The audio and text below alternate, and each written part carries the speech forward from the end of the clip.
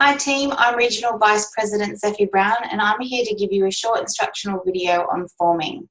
So what is forming? Essentially, it's an acronym standing for family, occupation, recreation and message that you can keep in the back of your mind when you first meet a potential customer or client to help you build rapport with that person. So first of all, what is rapport? Rapport is the basis of meaningful, close and harmonious relationships between people. It's the sense of connection that you get when you meet someone that you like and trust and whose point of view you understand. And one of the key words there is trust.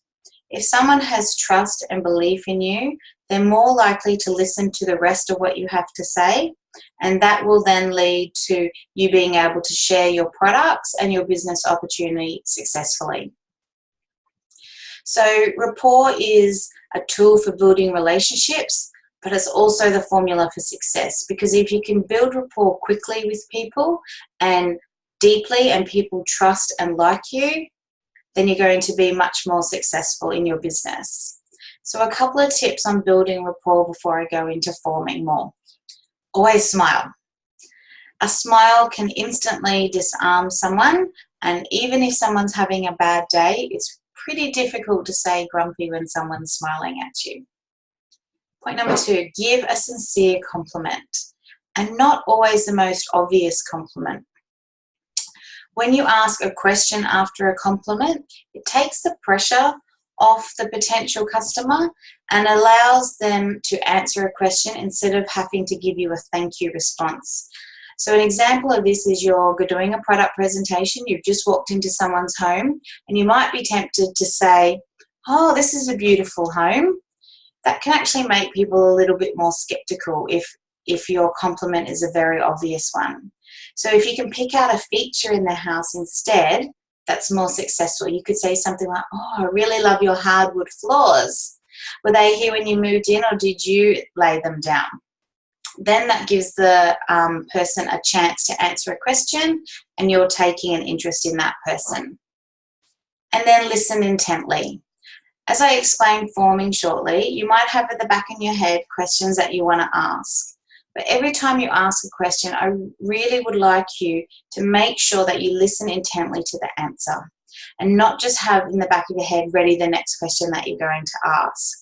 Because the whole idea of building rapport is to honestly take an interest in that person so that you can find out their true message and how that we can help them best.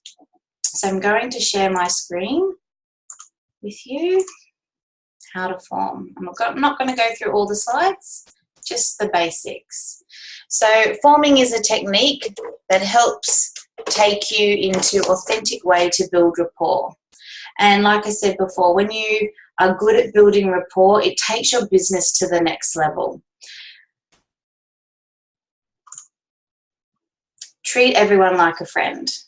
And the way that I see forming, we do this in our everyday lives anyway. If you went to a family barbecue and there were family members and friends who you hadn't seen for a long time, you would naturally go up to those people and say, "Hey, Fred, how you going? How's the family? God, the kids are grown. And how's work going?" So you would naturally step through those common questions that we ask every day anyway. So it makes it really easy to have this in the back of your head as you get to know people. So form stands for family, occupation, recreation, and then the message. So start with family. Nothing's more important than a person's family. If you're meeting someone new at a one-on-one or a product presentation, you can ask them, "Oh, so how do you know the host?" And then one of the next questions I like to ask is, "So do you have kids as well?" "Yeah, okay. How old are they? What grade are they in?" If they're Gen Ys and they don't have kids, you can, maybe they've got a sister or a friend there and you can connect in that way. The best way to build rapport is to find some sort of common ground. So maybe they do have kids and they play the same sports as you or something like that. Something that you can keep you talking and build the connection between you and that person. If you ask them, how long did it take them to get to the workshop, or do they live close to the host? That kind of thing. And if you're speaking to the host, how long have they lived there? All those sort of questions to get them talking. Now, a little point down the bottom here says avoid saying me too. So we don't want to say, oh, I do this too and I do that too, and then take the whole focus back on you. You really want to keep your potential customer or client talking about themselves if possible. Occupation, what they do for a living. And this is where you're really going to start to find out whether this person may or may not be a fit to join your business. So something I like to ask is, oh, so what do you do? Do you stay at home or do you do something else? And if they work, you can say, oh, how long have you been doing that for? Do you love it? And this is their chance to give you their pain. Maybe they do love it, and then maybe Arbonne's not a fit for them. Maybe you're just looking at them as a customer. Or maybe they've been a teacher for 30 years and they're tired of teaching. Or maybe they're stressed out because they have a lot of reports and things to do. Or maybe they're an accountant and it's tax time. Maybe they work in the city and they have to commute a long way. So these are all questions and things you can get to know about the person, and that way you can tailor your presentation to suit these people and to suit some of their needs and hopefully relieve some of that pain. A good question too is to ask people what they love about what they do. We always tend to focus on the negative, but I like to also focus on the positive. Oh, so what's your best thing you like about what you do? Oh, I love helping people, or I love the community vibe we have at work. They would fit in perfectly for Arbonne because we are like a big family. So not always focus on the negative. Ask them what they love about what they do as well. R stands for recreation. So what do they like to do in their spare time?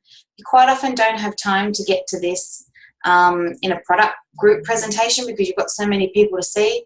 This kind of thing is great if you're a one-on-one and you're setting up the table or you're talking to them in between them trying the products. You can ask them, do they have any hobbies? Maybe they like to bike ride. Maybe they do triathlons in their spare time. There's lots of little things you can get to know about people. Maybe they like to travel but they don't get to do it enough. And you can mention, oh, we get to do lots of travel with Arbonne. So recreation is what they love to do, but maybe they don't get enough time to do it as well. And then the final part, message, stands for how can you reach out to them?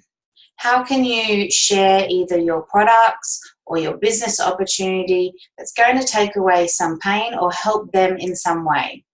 So like it says down here, take the focus off you and explain why we have a fit that can fit their need or stop them commuting or give them an extra paycheck or give them more time to ride their bike, whatever it is they want to do. So if you're meeting someone new, you can have in the back of your head FORM, form, along with a smile and a compliment. Get them talking about themselves as much as possible, but remember to listen intently. Thanks, guys.